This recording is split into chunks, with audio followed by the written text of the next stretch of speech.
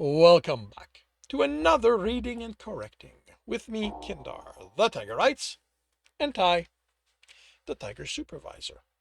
These are where I read a chapter from one of my stories and correct it as I go.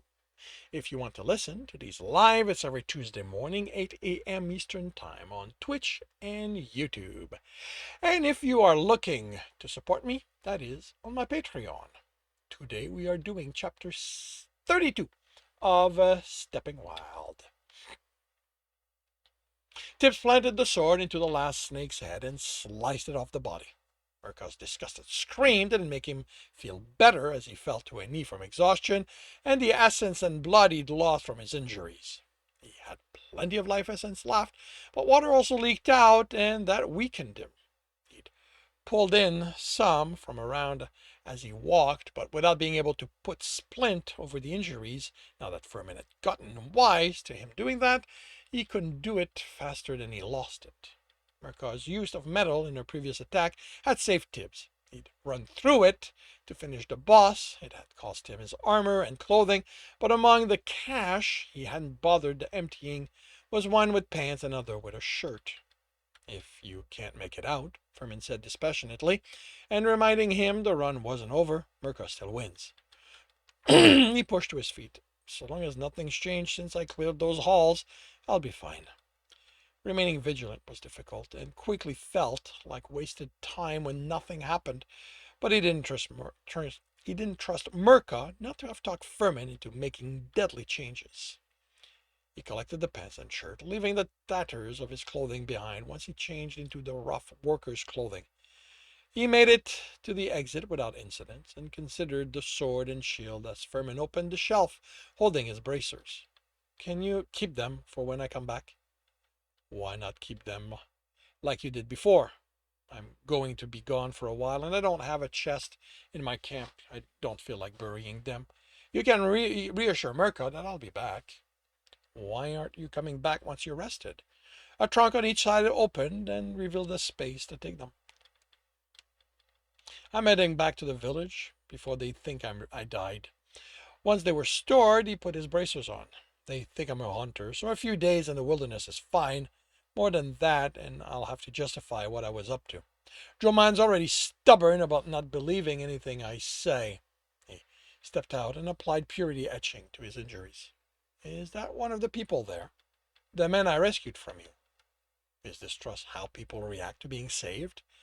Not usually. Normally they're grateful, but fear can do strange things to them, and you really scared Joman.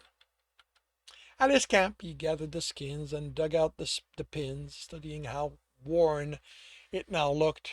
After a little corruption he'd applied did its work. Then he considered the broken bow. It hadn't survived the boss fight, and he'd almost forgotten it there. Was it worth bringing those back? He saw nothing that might distinguish it from other bows, but maybe the owner's family would. Because it was simple enough to carry them among the rest of what he'd bring, among the rest of what he'd bring back, he did so. He considered sleep. He was tired, and the sun was going down. He okay. I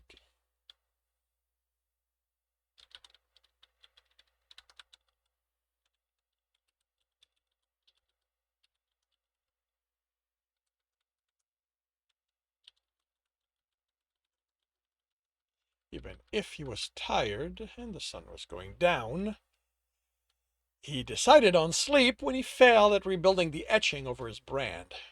That he couldn't afford to mess up. It was full dark when he woke, using essence to let him speed through the trees so that it was still so when he approached the village's gate after making sure the brand was properly hidden. Who goes there? The guard demanded. She sounded more scared than authoritative. Tyborg, I'm back from hunting. He stopped at the edge of Brazier's light so she could confirm who he was. She stepped back, lowering her spear. You're dead. So much for not having to explain himself. No, I was hunting. He patted the hides. Brought something for the leathersmith. You have one, right? The blacksmith was never certain. A blacksmith was never certain, but every village he'd been to had someone working leather. Nago? She shook her head herself, and her tone turned aggressive. What are you? He sighed. A hunter who spent days in the forest. I am no apparition or creature. I just like being on my own. No one survives the forest at night. No more than one. Not more than one. Tibbs didn't think much of the villagers' hunter. If they were that scared, they'd have to walk for half a day to reach Furman. If they feared anything closer, that was just them not preparing properly. I've earned my living hunting for weeks before I'd return to my town. The exasperation came by itself. I can handle a few nights here. Can I go in? I want to wash. He'd encrusted himself and his clothing with dirt on top of what he'd gained doing the run. Now he had moved. It had moved in places that were uncomfortable, and he wanted to soak. She faltered. I guess I can't stop you. He could have done without the fear in her voice, but that was permission. He hoped Mother Natrel wouldn't be so difficult. He had left her a note explaining he'd be hunting. There was light in the tavern, so he stopped by. The barkeep and one of the two other occupants stared at him. The sleeping drunk at the end of the counter didn't stir. He placed the hides on the counter before the barkeep, who stepped back. I'm told Naigo works leather. These are for them. The man eyed them fearfully. I didn't die, Tibs said, barely unclenching his teeth. I'm not some apparition. I was just out hunting. Now I'm back. I'm tired, and I'm dirty. The one good thing about the tavern being empty was that Joman wasn't here to make his life difficult. The other occupant rose from her table. What animals are these? She smelled of lye and the other things leather workers needed to use to treat the leather. Mostly rabbit, with a badger and a wolf. She danced, but didn't move away. What do you want in return? The question was tentative. Peace and quiet would be nice, Tibbs grumbled. She stared at him in confusion. If I bring more, can you make me a few sets of jerkin and shirts? Those are my last. The wolf ripped my other one. You. She looked him over warily. Seem whole? Right. He couldn't have been in them when it happened. He smiled sheepishly. I'd hung them after I washed the blood from killing the rabbits. It must not have been. I must not. I must not have done a good enough job, and it must have thought they were hiding in it. He shrugged. I got a pelt out of it, but less clothing. Her nod was tentative. There isn't enough here for what you want. I'm here until the next caravan. I'll be hunting often. You tell me what you want, and I'll find it. Bear? He barely stopped himself from agreeing. I'd like to survive the attempt. He should have slept longer. It would have meant returning during the day, but maybe dealing with Joe Man would be less annoying than this. Unless you bring me large animals, what I'll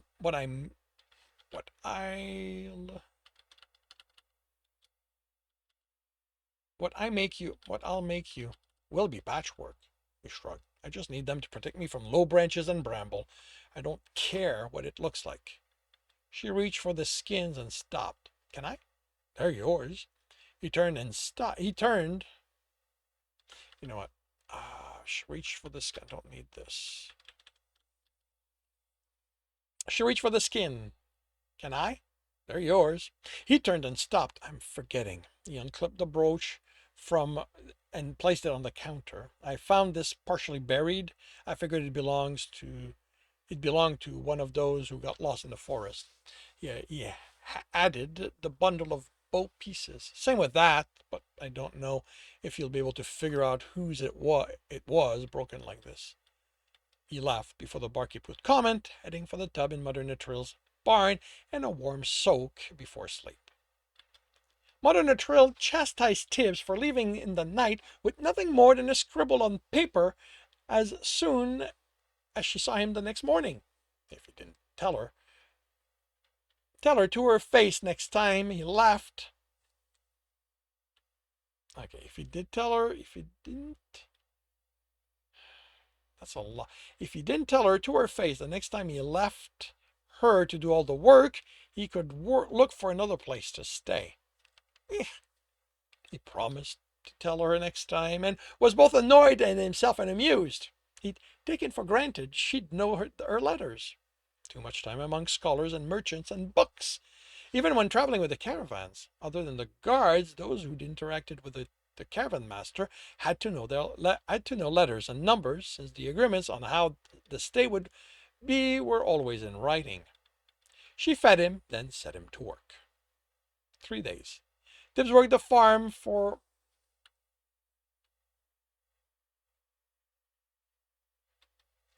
3 days. Tibs worked the farm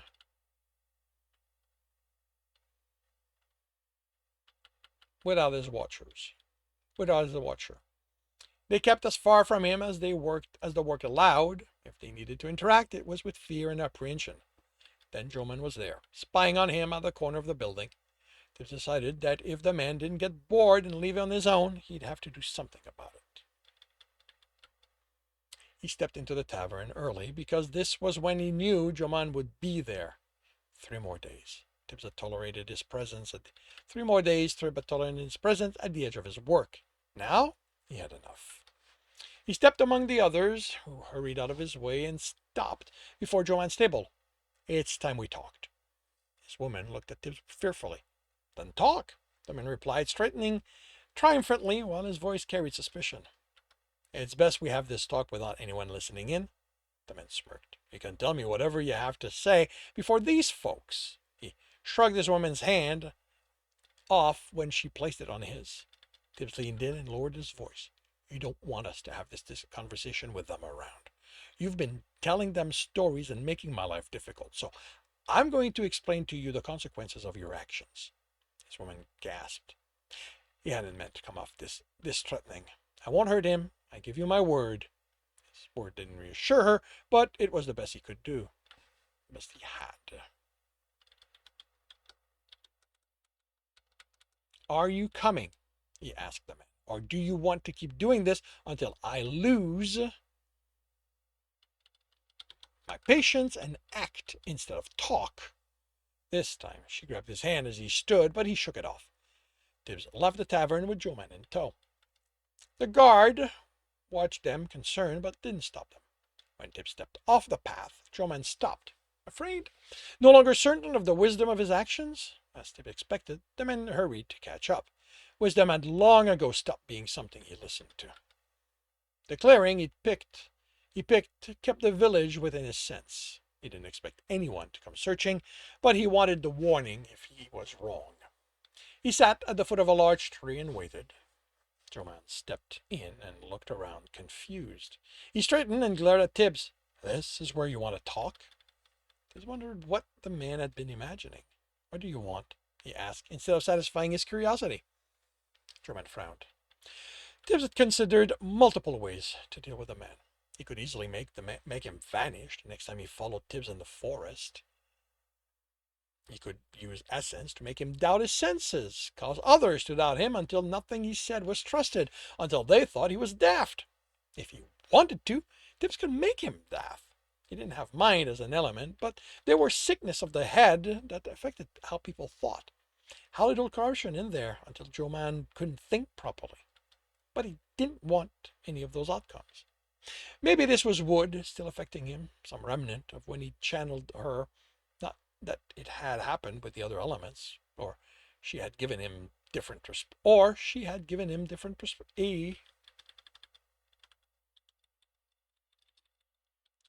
perspective on the situation. Tibbs wanted to help Joman move past this. I want you to tell them what happened, he commanded. That I rescued you? He pointed to the trees, that there's something out there. They think my time out here made me daft, that I'm touched in the head. They need to know it's real. And then what? Joman seemed to have trouble understanding. The words came out hesitatingly. What do you mean? I go to the tavern. I tell them that, yes, some vast creature caught you and played games with you. Then what? Then they know I told the truth, he said, as if it was self-evident. That we need to go kill it, make it pay for what it did to me. And then what? Joman looked at him, confused. You convince the villagers, your friends, to take up arms, march through the forest, and then what? Then we kill it. And then what? What do you want from me? Joman screamed. What are you doing? Why are you confusing me like this? like that. It's out there. It can't be allowed to be. He let the man catch his breath, gave him time to bring his full attention back to Tibs. I want to know why you're so set on hurting your woman. I'm not hurting her, he snapped. I'm doing this to protect her, all of them. Is that what she wants? When you tell her about it, she's going to want it gone too, even if that takes you from her. Why would it? What would you? You're talking about marching into a forest towards. He frowned. Where is it? You'll take us there. He nodded. I take you. I take all of you there, and then there's something. Some creature that's far away from everyone. Do you know what animals do when you disturb them? They fight back. They get hurt. You get hurt. People die. It's not an animal, Joanne snarled. I heard you talking to it. He'd been afraid of that. But Tibs had a workable explanation. I spend weeks hunting the forest alone. Doesn't take long that I'm talking to trees. But there's something in there. Joanne's tone lost its certainty. Maybe. Are you saying there is or there isn't? I'm saying that I don't know. He hoped not to have to bring them up. Do Barts come this way? Sometimes. German sounded confused. With caravans? First, Tip said, his voice hard, most of what they sing about is bullshit. He reined in his anger. But some. There are things out there we can't understand. There are adventurers who have magic. Not that they'll help you unless there's something in it for them. There are people who know so much about the world they think they know everything. And there are things out in the wilderness that I don't think anyone can ever understand. So maybe? I don't know what happened to you, Joman. All I know is that your woman came to the tavern, terrified something had happened to you, desperate for anyone to go looking.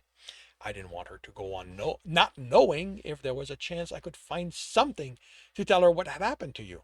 I found your trail, followed it, and then found you. I brought you back to her. And the caravan left you for dead. He shrugged. There'll be another one. It killed others, Joman said, but without force. Maybe. I don't know what happened. I found that brooch while hunting and pieces of a bow, but I can't know what happened. This is a large forest with many animals and at least one bear. Some wild cats and wolves grow quite large. When they're hungry, they'll attack anything. The forest is dangerous even for hunters who are ready for what we think's there. It's deadly for those who aren't prepared. Showman slumped. So they're right. I made it up. You tell me. He glared at Tibs. You are really confusing. He smiled. You have no idea how often I get that. But if there's a creature out there or not, if it's killed others or not, do you really want to sacrifice what you have for something you might never be able to get? I know how that goes. He snapped his mouth shut, but Joman was looking at him, curiosity etched on his face. He sighed. There was no avoiding talking about it now that he'd let that slip. I chased something impossible once. I lost the friends I had because of it. He rubbed his left forearm. Had to force my brother to leave me. If he'd come with me, they would have killed him.